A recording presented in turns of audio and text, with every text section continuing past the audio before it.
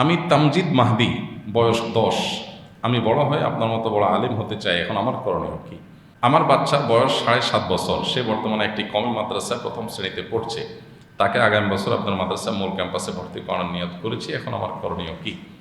আমাদের মাদ্রাসা ভর্তি করার জন্য নভেম্বর ডিসেম্বরের দিকে মাদ্রাসায় যোগাযোগ করবেন, যাবেন। এবং আমরা সাধারণত উপরের দিকে, মাঝখান থেকে, বাহির থেকে বাচ্চা ভর্তি করি না, কোটা খালি না থাকলে নিচের দিকে শুধু ভর্তি নেওয়া হয়। বিধায় আপনি চেষ্টা করতে পারেন নভেম্বর ডিসেম্বরে মাদ্রাসায় ডাইরেক্ট সরাসরি যোগাযোগ করতে হবে। তবে শত শত মানুষ ভর্তির জন্য চেষ্টা করে, সামান্য কিছু সিট খালি থাকে। বিধায় মেধার ভিত্তিতে, যোগ্যতার ভিত্তিতে আমরা আমাদের মাদ্রাসায় বাচ্চা ভর্তি নেওয়ার ক্ষেত্রে শুধু বাচ্চার মেধা দেখি না, বাচ্চার মা বাপের মানসিকতা দেখি। মা বাপকেও পরীক্ষা করা হয়। অন্যান্য প্রতিষ্ঠানে শুধুমাত্র বাচ্চাকে আপনার দেখা হয়, বাচ্চার অ্যাসেসমেন্ট করা হয়। আমরা বাচ্চার অ্যাসেসমেন্ট করি, বাচ্চার মা বাপেরও অ্যাসেসমেন্ট করি যে মা বাপ আমাদের এই মাদ্রাসার প্যারেন্টস হওয়ার উপযুক্ত কি না। যদি অনুপযুক্ত হয় তাহলে সেক্ষেত্রে আমরা সেই ফ্যামিলিকে আমাদের মাদ্রাসায় অ্যাক্সেস দেই না। তো এই বিষয়টা খুবই গুরুত্বপূর্ণ, এই জন্য মাদ্রাসাতে সরাসরি সাক্ষাৎ করে দেখবেন। আমি তামজিদ মাহদি, বয়স 10। আমি বড় হয়ে আপনার মতো বড় আলেম হতে চাই, এখন আমার করণীয় কি?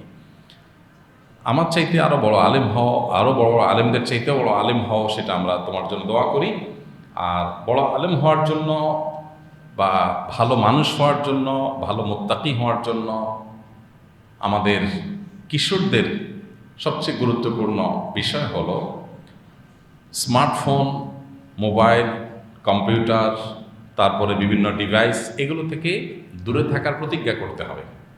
একান্ত প্রয়োজন ছাড়া, মা বাবার, প্যারেন্টসদের তত্ত্বাবধান ছাড়া এগুলোর ধারে কাছে যাওয়া যাবে না। এই যুগে আমাদের ছেলে মেয়েদের ধ্বংসের সবচেয়ে বড় মাধ্যম হলো এটি। আমি সবসময়, বিভিন্ন সময় আমার বিভিন্ন বক্তব্যে, কথা প্রসঙ্গে আপনাদের জানিয়েছি, অন্যদেরকে উৎসাহ দেবার জন্য, যে আমার পরিবারে আমার ছেলে মেয়েদের আলহামদুলিল্লাহ আমি ডিভাইস মুক্ত রাখি। তাদেরকে ডিভাইসে আমরা আসক্ত করিনি, এবং তারা আসক্তও না। তারা ডিভাইস এমন না যে চায় আর আমরা দেই না, এরকম না। তারাও চায় না। কেন চায় না? কারণ আমরা প্যারেন্টস, তার মা বাবা, আমরা তাদেরকে প্রচুর সময় দেই, তাদের সাথে বন্ধুর মতো হয়ে যাই, খেলার সাথী হয়ে যাই, তাদের ফিজিক্যাল এক্সারসাইজের ব্যবস্থা রেখেছি, তাদের সময় কাটাবার যথেষ্ট ব্যবস্থা রেখেছি। এই জিনিসগুলো প্যারেন্টসদের পক্ষ থেকে করা দরকার, যেন বাচ্চারা যথেষ্ট পরিমাণ আনন্দ, বিনোদনের প্রয়োজন যেটা আছে সেটা যেন তারা পায়। এবং সার্কেল দেওয়া, যে এমন বন্ধুবান্ধব, এমন ফ্যামিলিতে যাবে যে ফ্যামিলিতে ডিভাইসে আসক্তি নেই। যে ফ্যামিলিতে বাচ্চা কাচ্চা সারাদিন বুধ হয়ে টিপাটিপি করে, ওই ফ্যামিলিতে আমার বাচ্চা যাবে না যথাসম্ভব। কারণ আমার বাচ্চা ওখান থেকে ওই বাজে জিনিসটা শিখবে। কঠিন এই জিনিসটা, কারণ সমাজ সব বেশিরভাগই পচে গেছে। এই বেশিরভাগ পচে যাওয়া সমাজে সন্তানদেরকে বাঁচানো খুব কঠিন। তো তুমি যে প্রশ্ন করেছো, তোমাকে বলছি যে স্মার্টফোন বা ডিভাইস, এগুলো আসক্তি থেকে তোমাকে বেঁচে থাকতে হবে। নিজের মা বাবার সাথে ৫ ওয়াক্ত নামাজ, দিনদারি, ভালো কাজগুলো করবে, এবং আম্মা আব্বুকে বলবে ভালো দক্ষ একজন নয় বরং একাধিক ২-৩ জন আলেমের সাথে পরামর্শ করে তারপরে তোমার পড়ালেখার রুট প্ল্যান যেন ঠিক করে। আর এখন থেকে আল্লাহর কাছে দোয়া করতে হবে, আল্লাহ তুমি আমাকে তোমার কোরআন হাদিসের ইলম দান করো, মুত্তাকিদের ইমাম বানায় দাও। সূরা ফুরকানের ৭৪ নম্বর আয়াত পড়তে হবে, মা বাবাকে দিয়ে পড়াতে হবে, এবং ভালো ভদ্র ছেলেদের সাথে উঠা বসা করতে হবে। এই বয়সের আমাদের ছেলেমেয়েরা ১০ থেকে ১৫ বছরের মধ্যে আমরা দেখি বাচ্চারা প্রচুর পরিমাণ নষ্ট হয়ে যায়, সমাজটা সেদিকে চলে যাচ্ছে। তো এটার বিপরীত স্রোতে যারা চলার চেষ্টা করে, সেই ফ্যামিলিগুলোর সাথে উঠা বসা, সে বাচ্চাদের সাথে উঠা বসা করার চেষ্টা করতে হবে। শিক্ষা প্রতিষ্ঠান, পরিবেশটা অনেক গুরুত্বপূর্ণ। যেখানে গুনাহ হয়, পাপ হয়, যেখানে হারামের সংস্রব আছে, সেখান থেকে বেঁচে থাকার চেষ্টা করতে হবে। তো ছোট মানুষ হিসাবে তুমি নিজের চেষ্টা করবে, আর বেশিরভাগই তোমার অভিভাবকের কাজ তাদেরকে কোনো আলেমের সাথে ট্যাগ করে দিবে, আর নিজে দোয়া করতে থাকবে। আশা করে যে আল্লাহ তাআলা বড় মানুষ করবেন ইনশাআল্লাহ। বর্তমান সমাজের প্রেক্ষাপটে চলমান সকল গুনাহের মধ্যে অন্যতম গুনাহের কাজ কোনটি হচ্ছে বলে আপনি মনে করেন, এবং এ থেকে পরিত্রাণের উপায় কি? পরিমাণ যদি সবচেয়ে বেশি হয় বলেন, তাহলে বলবো চোখের গুনাহ। চোখ দিয়ে মানুষ সবচেয়ে বেশি গুনাহ এখন করছে, বিশেষ করে সোশ্যাল মিডিয়া ইত্যাদির কারণে। আর ভয়াবহতার বিচার যদি বলেন কোন অপরাধ ভয়াবহ অপরাধের মাত্রা আমাদের মধ্যে সবচেয়ে বেশি, তাহলে আমরা বলবো গুনাহের মধ্যে, কবিরা গুনাহের মধ্যে হারাম ভক্ষণ করা, মানুষের হক নষ্ট করা, এগুলো আমাদের মধ্যে সবচেয়ে বেশি। আমাদের সমাজে বিশেষ করে বেশিরভাগ মানুষই আলহামদুলিল্লাহ চুরি, ডাকাতি, মাদক সেবন, মানুষ হত্যা করা, এরকম বড় বড় মোটা দাগে কবিরা গুনাহগুলোতে লিপ্ত হয় না। তাহলে বেশিরভাগ মানুষ যেই কবিরা গুনাহ লিপ্ত হয় সেটা হলো নামাজি হয়েও মানুষের হক নষ্ট করছে। আপনি মসজিদে আসছেন, জুতা রেখে আসছেন, একজনও জুতার উপরে আপনার জুতাটা রেখে আসছেন, আপনার জুতা কাদা দিয়ে হেঁটে এসে তার জুতার উপর রেখে আসছেন, তাহলে তার জুতাটাকে ময়লা করে দিয়েছেন, আপনি তার হক নষ্ট করেছেন। আমরা খেয়াল করি না হয়তোবা, রাস্তাঘাটে চলতে ফিরতে প্রতিবেশী, আত্মীয় স্বজন, কলিগ, সহকর্মী, সহযাত্রী, সহপাঠী, এমনকি মসজিদে এসেও দেখা যায় আমি পাশে মুসল্লির হক নষ্ট করছি, জোরে জোরে তেলাওয়াত করতেছি, ডিস্টার্ব হচ্ছে, এরকম নানাভাবে আমরা মানুষের হক নষ্ট করছি।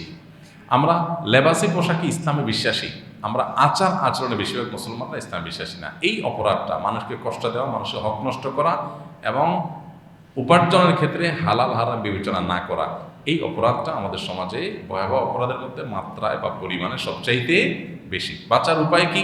বাঁচার উপায় খুবই সিম্পল।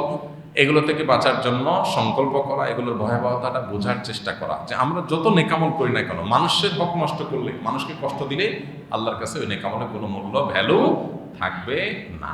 এটা আমাদের পরিষ্কারভাবে জানতে হবে এবং ক্লিয়ার করতে হবে। আল্লাহ তাআলা আমাদেরকে বোঝার তৌফিক দান করুন। আমাদের সমাজে বেশিরভাগ মুসলমানদেরই ধারণা হলো যে আমরা নামাজ কালাম করলাম, রোজা রাখলাম, বাস আমার হয়ে গেল। আল্লাহ নারাজ হোক, বান্দা নারাজ হোক, মানুষের ক্ষতি হোক, জমি জমা, আপনার উপার্জন, তারপরে যায় চাকরি বাকরির ক্ষেত্রে সুদ ঘুষ, এগুলোর বাজ বিচার আমি করলাম না, যা খুশি তা করলাম। এই জন্য দেখবেন যত দুর্নীতিবাজ ধরা পড়ে, যদিও বেশিরভাগই আপনার দাড়ি ছাড়া, টুপি ছাড়া, ইসলামী পোশাক ছাড়া, কিন্তু কিছু কিছু আছে দাড়ি টুপি ইসলামী পোশাক সহই ধরা পড়ে। আবার তাদের দেখা যায় হজ করে, উমরা করে, তাদের বিভিন্ন ছবি সোশ্যাল মিডিয়াতে আপনার ছড়িয়ে পড়ে। তো একটা লোক আল্লাহর প্রতি বিশ্বাস করে হজ উমরা করতেছে, সে আবার কীভাবে দুর্নীতি করে, সেভাবে কীভাবে আর হক নষ্ট করে, কীভাবে মানুষের অধিকার নষ্ট করে? এটা তখনই হতে পারে যখন ইসলাম সম্পর্কে সঠিক ধারণা তার না থাকে। এই জন্য ইসলামটা বোঝার চেষ্টা করা, যে আল্লাহ তাআলা কিসে খুশি হবেন, কিসে বেজার হবেন। আমি চুরিদারি করে এরপরে ওই টাকা আল্লাহ রাস্তা দান করে দিলাম, হজমরা করে ফেললাম, এটাতে রিকভার হবে না। আল্লাহ আমাদেরকে ইসলামটাকে বোঝার তৌফিক দান করুন। আমার বাচ্চার বয়স 7.5 বছর, সে বর্তমানে একটি কওমি মাদ্রাসায় প্রথম শ্রেণীতে পড়ছে। তাকে আগামী বছর আপনার মাদ্রাসায় মূল ক্যাম্পাসে ভর্তি করার নিয়ত করেছি। এখন আমার করণীয় কি? আমাদের মাদ্রাসায় ভর্তি করার জন্য নভেম্বর ডিসেম্বরের দিকে মাদ্রাসায় যোগাযোগ করবেন, যাবেন। এবং আমরা সাধারণত উপরের দিকে, মাঝখান থেকে, বাহির থেকে বাচ্চা ভর্তি করি না, কোটা খালি না থাকলে নিচের দিকে শুধু ভর্তি নেওয়া হয়। বিধায় আপনি চেষ্টা করতে পারেন নভেম্বর ডিসেম্বরে মাদ্রাসায় ডাইরেক্ট সরাসরি যোগাযোগ করতে হবে।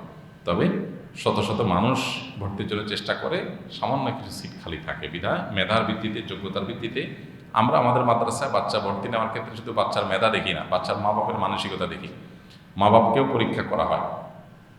অন্যান্য প্রতিষ্ঠানে শুধুমাত্র বাচ্চাকে আপনার দেখা হয়, বাচ্চার অ্যাসেসমেন্ট করা হয়। আমরা বাচ্চার অ্যাসেসমেন্ট করি, বাচ্চার মা বাপেরও অ্যাসেসমেন্ট করি, যে মা বাপ আমাদের এই মাদ্রাসার প্যারেন্টস হওয়ার উপযুক্ত কি না। যদি অনুপযুক্ত হয় তাহলে সেক্ষেত্রে আমরা সেই ফ্যামিলিকে আমাদের মাদ্রাসা অ্যাক্সেস দেই না। তো এই বিষয়টা খুবই গুরুত্বপূর্ণ। এই জন্য মাদ্রাসাতে সরাসরি সাক্ষাৎ করে দেখবেন।